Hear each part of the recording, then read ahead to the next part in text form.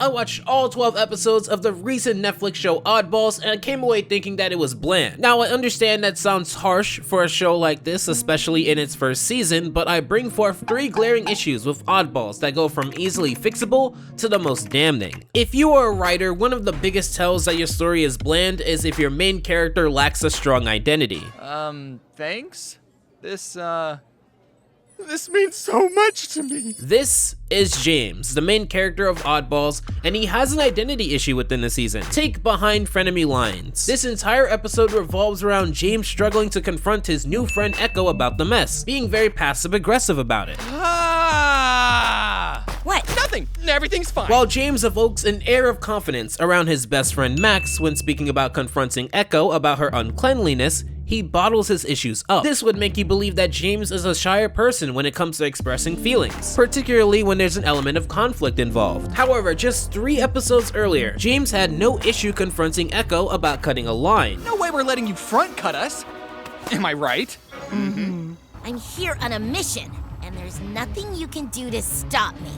Oh, can't I? But also 4 episodes after, he'd be extremely confrontational when it comes to a door-to-door salesman who won't leave him alone until he buys home security from him. Unfortunately, reading brochures is too much like reading, which is too much like school, and it's my day off. Also, I don't want you here. Because James lacks a strong identity to relate to, he comes across bland. Oddly enough, the season does speak about this within the episode Emo Like the Wolf Stink. Within this episode, James cheats his way to the top of the competitive feelings club. I'm tired of being the only one I know without a thing. Even my best friend has a thing. You're king of your competitive feelings squad. This may lead you to believe that James doesn't tend to care about principles unless it helps him, ultimately. However, within breaking and entering and line cutters, that entire episode only works if you believe James cares about the principles. Wait, what am I doing?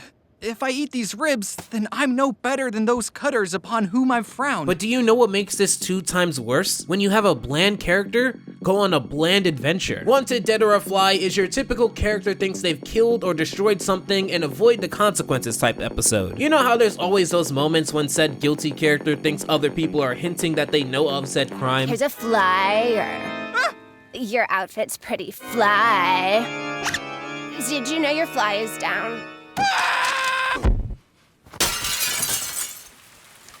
What am I talking about? James never wears anything. When moments like these roll by within Oddballs, they feel so paint by numbers. Why point out what she says makes no sense if you wrote it that way? How does this tell me more about James's character if you already did this exact same scene with the mom earlier? You want a raisin? They're killer. No! How about you, Max? They're to die for. Oh my God! It feels like these moments were written in because other episodes have these moments too. However, Oddballs doesn't know why it works. Life of Crime is a great example. How are we gonna return it now, SpongeBob? I've got the pieces. I found the air! Hurry, put the pieces on. We popped the balloon. There's the hilarity of them trying to fix a balloon, which accentuates their characters, the absurdity of holding air underwater, their vocal delivery, which sells the over-the-top nature of the show, and their screaming out their crime as if no one else can hear them scene makes more sense here because they're trying to figure out what to do moments after their crime. Why does it matter if the episodes are typical, you may ask? The reason it's important to stand out is because Oddballs, like every other piece of media, is in competition. On Netflix alone, you have Sonic Prime, The Cuphead Show, Bee and Puppycat, Dead End Paranormal Park, Miraculous Ladybug, Glitch Tex, Kid Cosmic, Hilda, and that's not even counting shows that are from other networks that are available to stream on Netflix, such as TMNT, Total Drama, Avatar The Last Airbender, Puka, DC Superhero Girls, and so much more. Each show is competing for your eyeballs to secure another season, a bigger budget, the ability to take on riskier projects, and so much more. Even if you are a fan of Oddballs, do you feel like it offers something better or different that any of these other shows don't? It's not about being better than all of those shows, it's about providing something that makes you want to watch this show specifically. But there is an element that's worse than a bland character or even a bland adventure, and for that, I'll have to tell you a story. The first time I went to cook mixed vegetables, I took them out of the bag, I threw them into the water to boil, and it sucked. I didn't know at the time that you had to add spices to the vegetables to bring the taste out of them. Does that mean that the vegetables themselves were bad? Not at all. It was never about the vegetable, but how it tasted. The same goes for media. We typically don't become engaged with media that has no distinct quality. We become engaged with the media that wishes to take a risk and add a spice of personality. It's important to note that risk in this instance can mean anything. Risk can mean a specific art style that makes everything look more engaging. Risk can mean including political or social commentary as an underlying layer to the story. Risk can mean having a character that doesn't fit the typical mold of its archetype and explore those conventions. We typically assign risk to mean something bad, but that doesn't mean it has to be. Sure, some people may be turned away from the art style of Rise of the TMNT or turned away from the perspective of May within Turning Red, but it is that risk that leads into people becoming super fans of that media because it feels like you're speaking directly to them and what they value. Oddballs doesn't really speak to too much of anything. It honestly feels like watching a YouTuber who wishes to appeal to the broadest general audience and thus sacrifice any of his personality in an attempt to not offend anyone who may watch his content. That YouTuber is not the Odd Ones Out.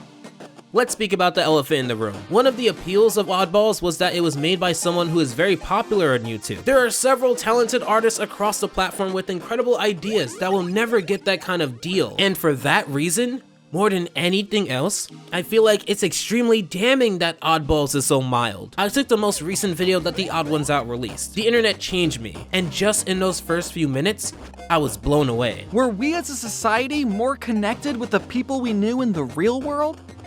No, of course not. I began to understand why millions of people look forward to his content. He has a distinct voice, the compositional shots are engaging, and he isn't afraid to offend people in the pursuit of speaking his mind. Gen Z, you weren't there when YouTube had a 5-star scoring system and the subscribe button was yellow and people would put these things all over their videos. The reason this works is because that is what YouTube is about. For someone as engaging as James, at least on his channel, to become so watered down when it gets a 1 in a million shot is honestly soul crushing, because now more than ever, I feel like animation needs more shows that are willing to do what they want to do and show us something different and new. And who better to do that than someone who cemented their own success based on their personality? But here's the best part about all of this. Despite everything that's been said, Oddballs still has the potential to become one of the most interesting animated shows on Netflix. And the best part? They left a hint for you as to how.